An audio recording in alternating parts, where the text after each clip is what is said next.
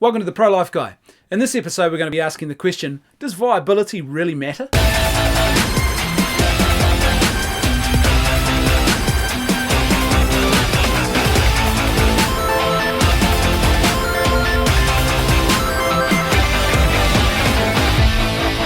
Whenever you're discussing the issue of abortion with someone, it normally doesn't take long for the conversation to get around to the issue of viability.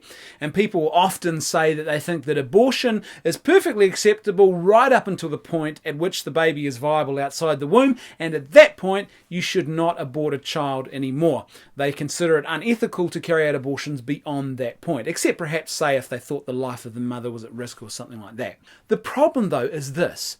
What exactly is it that changes at the point of viability about the child growing in the womb that makes abortion all of a sudden completely unethical and unacceptable now? Well, the answer to that question is nothing of any significance changes. Yes, the child has a developmental change, which means that it can now be sustained outside the womb, but that doesn't change the nature of what the child is. The child doesn't magically change into a new entity that it wasn't before that point of viability. Not only that, but viability is an arbitrary and it's not a fixed point in a pregnancy. In fact, it's something that can shift depending on where you are. If you are someone in a first world nation with access to good healthcare, then viability can be very early in a pregnancy. However, if you're someone in a developing nation who doesn't have the same resources or access to the same quality of healthcare, the chances are that viability is going to be further on, a lot later in the pregnancy for you. Are we saying that babies who are in the womb in countries who are a bit more affluent, first world countries, should be treated differently, should be given different rights and protections much earlier in a pregnancy than their counterparts who are developing in wombs in nations where they don't have access to the same standard of healthcare? That makes absolutely no sense. Viability doesn't actually tell us what you are as an entity or whether or not you should be given rights and protections. It simply tells us whether or not you can exist outside of your current location or whether you can exist presently without support, without aid from an outside agent. But that doesn't tell us what you are,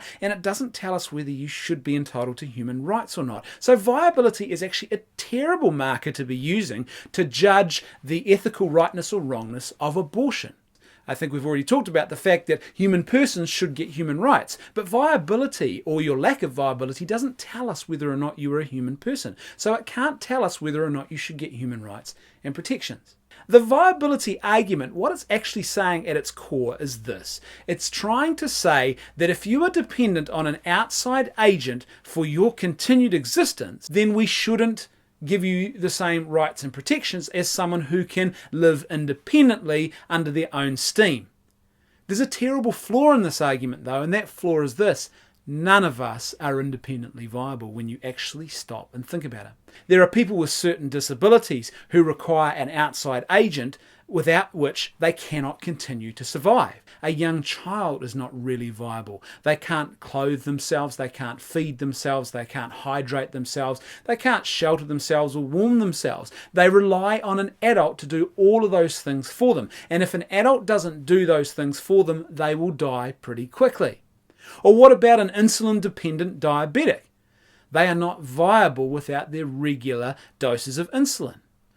Ultimately, though, all of us actually rely on an outside agent for our viability. None of us are free from this restraint, if you like. You see, we all rely on the fact that the atmosphere of this planet, which in many ways is kind of like a womb, it's something that surrounds our planet, which nourishes, which feeds us, which gives us the things we need to continue living. If that atmosphere was to be stripped away, was to go tomorrow, to disappear, we would all die. We are not viable without the atmosphere of our planet. So ultimately, every single one of us is dependent on an outside agent for our continued existence. We are just like that child developing in the womb.